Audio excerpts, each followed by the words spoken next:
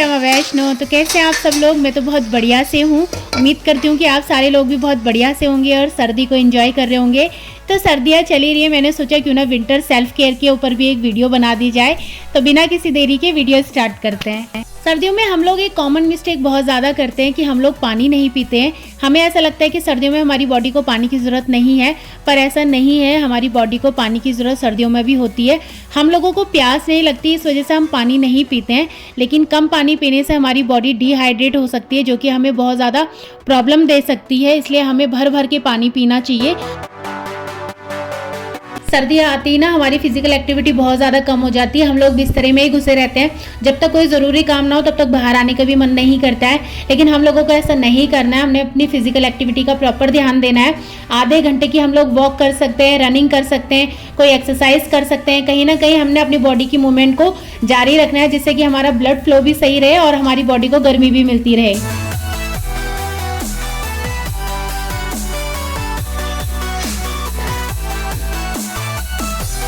सर्दी आती है जो अपने साथ कॉमन प्रॉब्लम लेके आती है वो है डैंड्रफ की। हर दूसरे इंसान को डैंड्रफ होता है। तो कई लोग तो एंटी डैंड्रफ शैम्पू यूज करते हैं, लेकिन मैं यहाँ पर हेयर ऑयल यूज कर रही हूँ। ये कोकोनट ऑयल को भी सर्दियों में निकालना एक बहुत बड़ा टास्क हो जाता है। हमने तो इसको बीच में से फाड़ दिया है। इसको मैं डबल बॉइलिंग मेथड से मेल्ट कर रही हूँ, क्योंकि ये तेल सर्दियों में जम जाता है। उसके बाद मैंने इसमें कुछ बूंदे नींबू की डाली हैं। और कई लोग बोलते हैं कि हमें सर पे नींबू यूज़ नहीं करना चाहिए, हमारे बाल वाइट हो जाते हैं। अब मुझे पता नहीं है कि करना चाहिए नहीं करना चाहिए, मैं तो कर लेती हूँ। आप चाहो तो यहाँ पे दही भी यूज़ कर सकते हो या फिर लस्सी का यूज़ कर सकते हो, वो भी डैंड्रफ के लिए काफ़ी अच्छी होती है। लेकिन मुझे यहाँ पर चम्पी करने वाली मिल गई थी, इसलिए मैं यहाँ पे चम्पी करा रही हूँ। और वैसे भी दही सर्दियों में ठंडा हो जाता है, मैं उसको अवॉइड ही करती हूँ।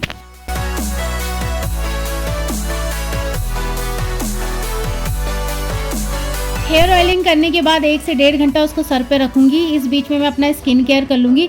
तो यहाँ पे मैं सबसे पहले अपना फेस वॉश कर रही हूँ। मौसम कोई भी हो, हमें अपने लिए एक proper skin care routine follow करना ही चाहिए। सर्दियों में मुझे इतने स्किन केयर इश्यूज़ नहीं होते हैं, क्योंकि मेरी स्किन बहुत ज़्यादा ऑयली है और सर्दियों में ज़्यादा ऑयल आता नहीं है। फिर भी मैं स्किन केयर रूटीन फॉलो करती हूँ, जिसके लिए मैं हफ्ते में 2 बारी भाप लेती हूँ, जिससे कि मेरे पोर्स ओपन हो जाते हैं और मेरे फेस पे जितने भी ब्लैक हेड्स वाइट हेड्स हैं वो थोड़े से लूज़ हो जाते हैं। अब मैं अपने फेस के लिए और बॉडी के लिए बना रही हूँ स्क्रब, जिसमें मैंने ली है चीनी। हमारी चीनी थोड़ी सी मोटी थी, इसलिए मैंने इसको थोड़ा सा ग्राइंड कर लिया। फिर मैंने इसमें डाली कॉफ़ी और मैंने लास्ट में इसमें लिए थोड़े से ओट्स। आप चाहो तो इसमें दही मिला सकते हो, दूध मिला सकते हो, लेकिन मैंने इसमें थोड़ी सी ली है मलाई। अब मैं इसको अच्छे से अपने फेस पे स्क्रब करूंगी। फेस को स्क्रब करने के साथ थोड़ा सा स्क्रब मैं अपने लिप्स पे भी कर दूंगी, जिससे कि मेरी डेड स्किन भी निकल जाएगी। फेस को लिप्स को अच्छे से स्क्रब करने से हमारी जितनी भी डेड स्किन है वो काफ़ी सॉफ्ट हो जाती है। फिर एक सॉफ्ट सा कपड़ा लेके आप फेस को अच्छे से साफ कर लीजिए और अपने लिप्स को अच्छे से रब कर लीजिए। जितनी भी डेड स्किन होगी वो सारी बाहर आ जाती है। फेस पे स्टीम लेने के बाद हमारे फेस के जो पोर्स हैं वो ओपन हो जाते हैं। उसके बाद हमें वो शट भी करने होते हैं, जिसके लिए हमें फेस पे मास्क अप्लाई करना पड़ता है। आप चाहो तो यहाँ पे मुल्तानी मिट्टी का मास्क लगा सकते हो या फिर बेसन का, दही का भी लगा सकते हो, लेकिन मुझे ये सारी चीज़ें नहीं लगानी थी, इसलिए मैंने टमाटर के ऊपर थोड़ा सा हनी लगा दिया है। अब इसको थोड़ी देर अपने फेस पे ऐसे रब करूँगी और 10 से 15 मिनट के लिए छोड़ दूँगी। फिर उसके बाद मैं अपने फेस को अच्छे से धो लूँगी। सर्दियों में हमारी स्किन काफ़ी ड्राई हो जाती है, तो हमें डेली बॉडी वॉश और सोप का इस्तेमाल नहीं करना चाहिए। तो यहाँ पे मैं हफ्ते में 2 बारी बॉडी स्क्रब का यूज़ करती हूँ। ये वही बॉडी स्क्रब है जो मैंने अभी फेस के लिए बनाया था।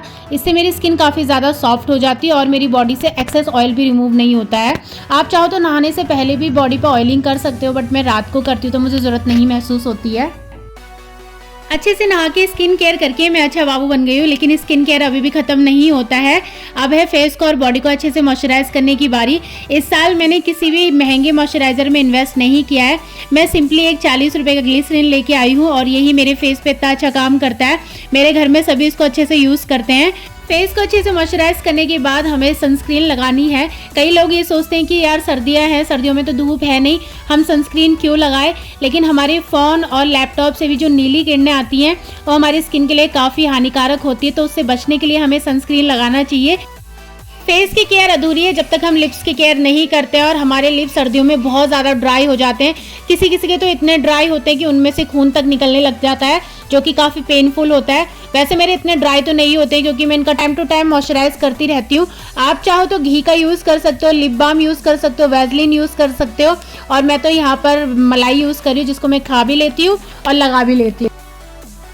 अब है मेकअप की बारी और यहाँ पे मैंने एक बुलेट लिपस्टिक ली है पिंक कलर की। सर्दियों में हमें लिक्विड लिपस्टिक अवॉइड करनी चाहिए क्योंकि वो काफ़ी ड्राई होती है, तो हमारी लिप्स को और ज़्यादा ड्राई कर सकती है। तो यहाँ पे मैंने एक पिंक कलर की लिपस्टिक ली है, उसी को ही मैंने थोड़ा सा अपने होठों पे लगाया है। और सर्दियों में लाल लाल गाल अच्छे लगते हैं, तो उसी को ही थोड़ा सा मैंने अपने गालों पे लगा दिया। तो बस इतना ही रहता है मेरा मेकअप, इससे ज़्यादा मैं नहीं करती हूँ। कई लोगों को नहाने से पहले तेल लगाने की आदत होती है, तो कई लोग नहाने के बाद लगाते हैं। मैं तो नहाने के बाद ही लगाती हूँ क्योंकि मैं रात को ऑयलिंग करके सोती हूँ, तो मुझे मॉर्निंग में इतनी ज़रूरत पड़ती नहीं है नहाते टाइम। और सर्दियों में इतनी ज़्यादा ड्राई स्किन हो जाती है, कितनी बारी तो मॉइस्चराइज़र भी काम नहीं करता है, तो मैं अपने मॉइस्चराइज़र में ही तेल मिला के अच्छे से लगा लेती हूँ। और यहाँ पर मैं बोरोलिन लगा रही हूँ। और सच बोलूँ ना, इस बारी तो बोरोलिन ने ही पूरी सर्दियाँ सेव करके रखी हुई है। मॉर्निंग में सर्द होया था तो बाल गीले थे, इसलिए कोई हेयर स्टाइल बनाया नहीं। और वैसे भी हमें गीले बालों में कोई भी हेयर स्टाइल नहीं बनाना चाहिए क्योंकि बाल बहुत ज़्यादा टूटते हैं। तो अब मेरे बाल अच्छे से ड्राई हो चुके हैं, तो अब मैं एक अच्छा सा हेयर स्टाइल बनाऊंगी।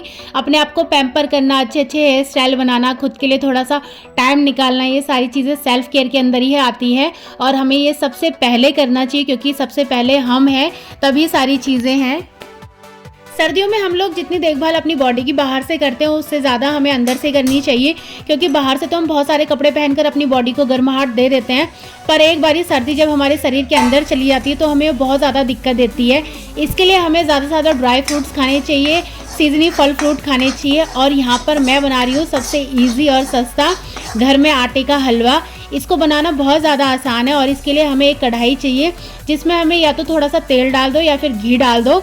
फिर उसके बाद थोड़ा सा आटा इसमें गोल्डन ब्राउन होने तक भून लो और उसके बाद इसमें जाता है फिर थोड़ा सा गर्म पानी। और इस गर्म पानी को बहुत ध्यान से डालना होता है क्योंकि इसको डालते समय बहुत ज़्यादा बुलबुले आ रहे थे, तो मैं थोड़ा पीछे हट हट के वीडियो बना रही थी। इसको अच्छे से चला लीजिए और इसमें थोड़ा सा स्वाद अनुसार इसमें चीनी डाल दो। फिर इसके बाद थोड़ी देर इसको चला दो, ये पक जाएगी, इसका पानी थोड़ी देर सूखने देना। और उसके बाद जब इसको खाओगे ना, ये आपको काफ़ी ज़्यादा टेस्टी लगेगी और आपके शरीर का अंग अंग सिखा देगी। चाहो तो आप इसको ऐसे ही खा भी सकते हो, लेकिन मेरे को इसमें दूध डाल के खाना बहुत ज़्यादा टेस्टी लगता है, तो मैं इसमें दूध डाल के खाऊंगी। तो यहाँ पे मैं मम्मी से पूछ रही हूँ, मम्मी कैसा बना है? मम्मी कह रही है सही है, थोड़ी सी चीनी कम है, क्योंकि मैं चीनी कम खाती हूँ। हमारे घर में तो ये बनता ही रहता है और हमें इसको खाना बहुत ज़्यादा टेस्टी भी लगता है। सर्दियों में हम लोग बहुत जल्दी जल्दी बीमार पड़ते हैं, उसका एक मेन कारण ये है कि सर्दियों में हमारा इम्यून सिस्टम बहुत ज़्यादा कमज़ोर हो जाता है।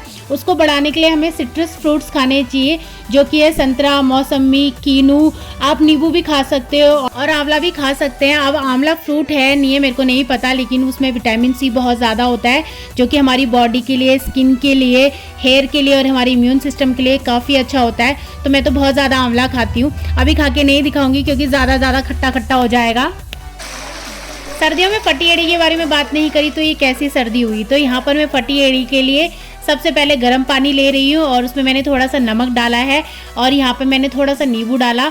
आप चाहो तो बॉडी वॉश डाल सकते हो या तो शैम्पू डाल सकते हो। कम से कम 10 से 15 मिनट अपने पैर उसमें भिगा के रखने हैं। ये उन लोगों के लिए भी बेस्ट है जिनके पैरों में सर्दियों की वजह से सूजन आ जाती है और पैरों में बहुत ज़्यादा दर्द हो जाता है। तो 15 से 20 मिनट अपने पैर इसमें रखने के बाद मैं इनको अच्छे से पोंछ लूँगी। फिर उसके बाद मैं इनमें लगाऊंगी मैजिकल क्रीम, जिसको मैंने मोमबत्ती और तेल से बनाया है।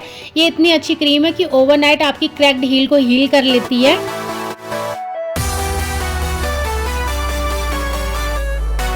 आप चाहो तो कोकोनट ऑयल, ऑलिव ऑयल या फिर वैसलीन भी यूज़ कर सकते हो, लेकिन हम तो यही लगाते हैं। वैसे भी हमारी दादी और नानी के टाइम से चला आ रहा है।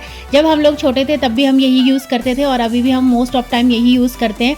मेरे पैरों के लिए तो यही वर्क करता है। अच्छे से पैरों पे क्रीम लगाने के बाद मैं उनको सॉक से ढक दूंगी ताकि ओवरनाइट मेरे पैर हील हो जाए। सर्दियों में चाय की चुस्कियों की बात ही कुछ और है और मुझे चाय पीना बहुत अच्छा लगता है। मेरे सेल्फ केयर में चाय का भी बहुत बड़ा योगदान है। मुझे चाय बहुत हद तक खुशी प्रदान करती है। इस भागदौड़ भरी जिंदगी में हम कई बार अपनी मेंटल हेल्थ को बहुत पीछे छोड़ देते हैं और जब हमें उसका एहसास होता है तब पता लगता है कि यार हमने क्या चीज़ खो दी थी। तो मुझे तो माता रानी की पूजा करके उनके पास बैठ के बहुत शांति मिलती है।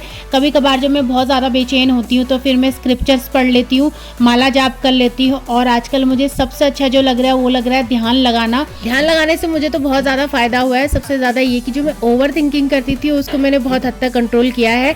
और साथ साथ एक चीज़ आपको और कहूँगी, हो सके तो एकांत में रहने की कोशिश करिए, क्योंकि एकांत हमको हमसे मिलाता है और जब तक हम खुद की वैल्यू नहीं करते, सामने वाला इंसान हमारी वैल्यू नहीं करता है, तो अपनी वैल्यू तो हमें पहले अपनी नज़रों में बढ़ानी पड़ेगी, तभी सामने वाले से भी एक्सपेक्ट करेंगे। तो बस यही था मेरा वीडियो भी, और उम्मीद करती हूँ आपको ये पसंद आया होगा। फिर मिलूंगी आपसे अगली वीडियो में, तब तक आप सभी को जय मां वैष्णो।